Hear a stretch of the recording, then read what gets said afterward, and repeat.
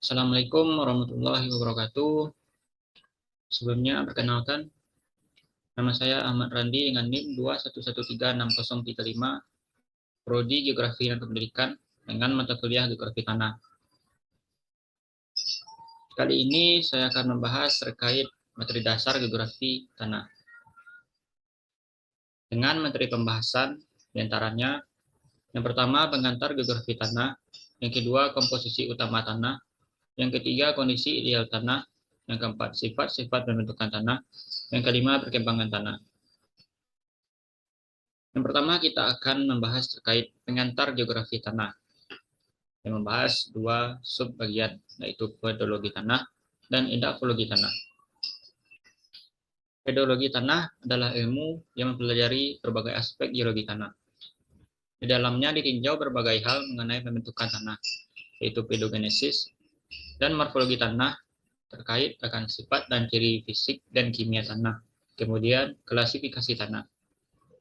Istilah ini dipinjam dari bahasa Inggris, yaitu pedologi, yang membentuknya dari dua kata bahasa Yunani, yaitu pedon, yang berarti tanah, dan logos, seperti lambang atau pengetahuan. Yang kedua adalah edapologi tanah. Edapologi diambil dari bahasa Inggris, yaitu edapologi, yang membentuknya dari dua kata bahasa Yunani, yaitu edapos, yang berarti tanah dan pijakan, dan logia, berarti lambang dan pengetahuan. Terdapat juga dikatakan dengan ilmu kesuburan tanah, yang mana adalah salah satu dari dua cabang utama ilmu tanah yang mempelajari peran tanah sebagai pendukung kehidupan, terutama tumbuhan. Cabang utama ilmu tanah yang lain adalah pedologi. Berikutnya, kita akan membahas terkait komposisi utama dari tanah. Komposisi utama tanah yang pertama adalah bahan mineral. Bahan mineral merupakan bahan padatan penyusun tanah yang merupakan batuan yang terbentuk secara alami, tersusun atas campuran mineral dan senyawa dari berbagai komposisi.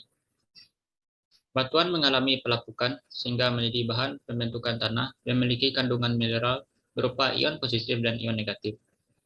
Contoh ion positif yang ada dalam tanah antara lain kalium dengan lambang K+, kalsium Ca+, dan magnesium Mg2+.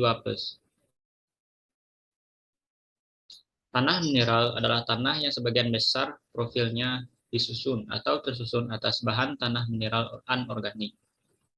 Bahan tanah mineral anorganik berasal dari pelapukan batuan induk. Bahan mineral anorganik tanah merupakan kerangka besar dari sebuah tanah. Penyusun bahan mineral anorganik tanah dapat dikelompokkan menjadi dua kelompok, yaitu kelompok bahan mineral yang dapat atau mudah lapuk atau mudah terurai, dan kelompok bahan mineral tidak mudah lapuk yang susah terurai. Kelompok mineral-mineral feromagnesian adalah kelompok penyusun bahan mineral tanah yang mudah lapuk.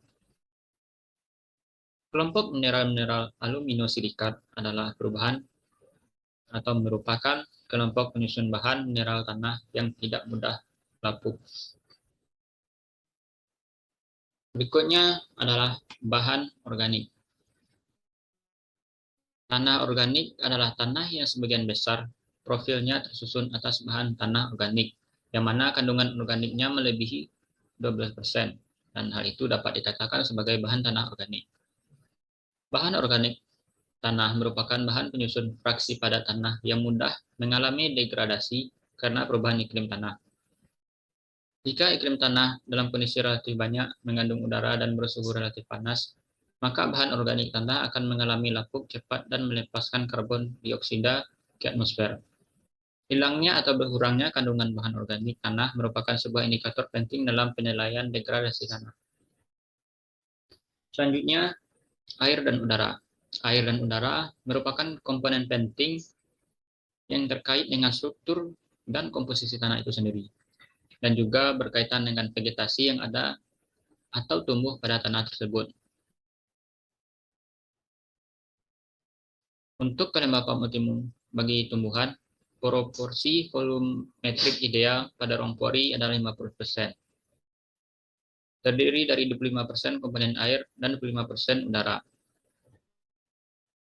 Sebelumnya kita akan membahas lebih detail terkait proporsi tanah.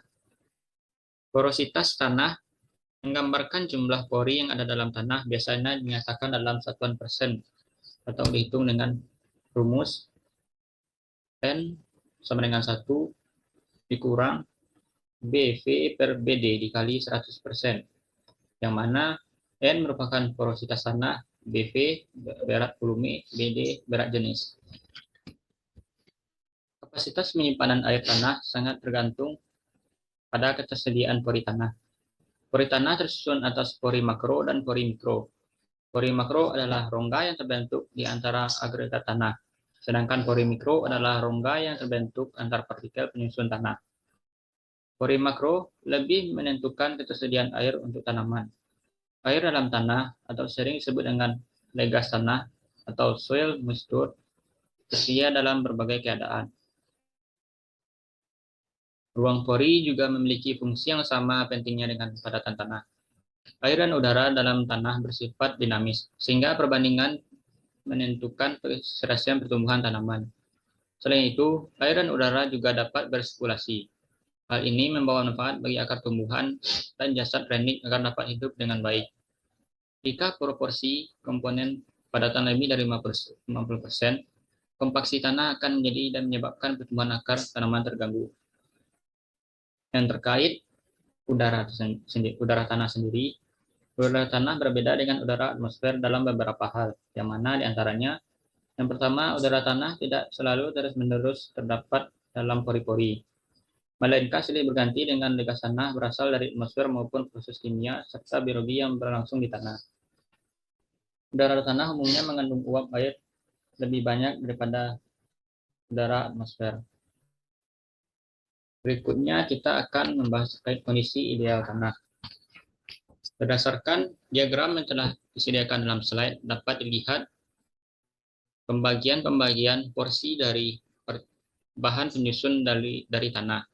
Dapat dikatakan dengan kondisi ideal jika porsinya sesuai dengan yang telah ditetapkan, yang mana partikel mineral dengan 45% dari keseluruhan, udara 25%, air 25%, dan bahan organik sebesar 5%. Oleh karena itu, dengan porsi yang demikian, tanah dapat dikatakan dalam kondisi ideal. Berikutnya kita akan membahas terkait sifat-sifat pembentukan tanah. Yang pertama adalah disintegrasi tanah. Disintegrasi tanah merupakan pembentukan tanah dipengaruhi oleh faktor-faktor fisika, seperti suhu atau panas dan iklim. Penyebab utama proses pelapukan batuan induk adalah iklim. Berbagai anasir iklim seperti angin, suhu, kelembapan, penyinaran matahari selalu berubah-ubah dari waktu ke waktu. Perubahan kondisi berbagai anasir iklim dapat menjadi secara musiman maupun harian. Batuan induk akan mengalami pemuaian jika suhu relatif tinggi dan pengerutan jika suhu relatif rendah.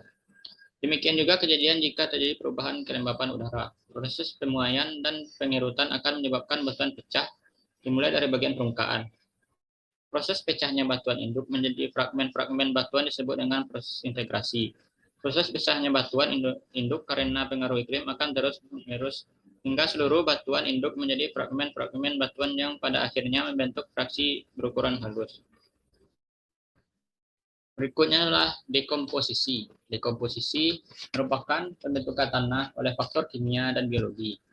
Pelapukan batuan induk secara kimia tidak dapat lepas dari peran makhluk hidup, baik berupa vegetasi dan biota. Makhluk hidup dapat berada di permukaan maupun di dalam zona material bahan induk tanah. Aktivitas akar yang mengeluarkan zat-zat kimia terbentuk dalam percepat berjalannya dan mempengaruhi proses reaksi kimia tertentu. Pengambilan unsur hara di dalam struktur mineral bahan induk telah mengakibatkan reaksi kimia pelepasan unsur menjadi lebih cepat. Keberadaan hewan di dalam tanah, baik makro maupun mikro, juga telah menyebabkan proses reaksi kimia langsung secara lebih cepat. Lubang-lubang hewan tanah menjamin aerasi dalam tanah berlangsung dengan baik, sehingga reaksi kimia dapat berlangsung dengan relatif cepat. Berikutnya adalah perkembangan tanah. Perkembangan tanah terbagi atas 3, yaitu muda, dewasa, dan tua. tanah muda atau perkembangan awal, terjadi proses pembentukan tanah, terutama proses pelepukan bahan organik dan bahan mineral. Pencampuran bahan organik dan bahan mineral di permukaan tanah.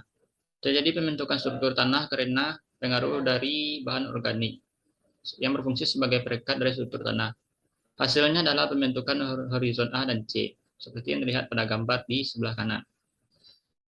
Tanah dewasa tersebut dengan perkembangan sedang telah terjadi proses lanjutan, yaitu terbentuknya horizon B akibat adanya kumulasi lempung atau iluviasi dan lapisan atas ke lapisan bawah. Terbentuknya struktur pada lapisan bawah, perubahan warna menjadi lebih cerah daripada horizon C di bawahnya. Berikutnya adalah tanah tua. Tanah tua atau perkembangan lanjut, yang mana hara harus terus meningkat, maka perubahan pembentukan profil tanah berjalan lebih lanjut, sehingga terjadi perubahan pada horizon A dan B. Tanah menjadi sangat masam, sangat lapuk, dan kandungan bahan organik lebih rendah daripada tanah dewasa. Akumulasi lempung atau sekuilosida di horizon B sangat nyata, sehingga membentuk horizon agrililik. Demikian presentasi yang dapat saya sampaikan. Terima kasih. Assalamualaikum warahmatullahi wabarakatuh.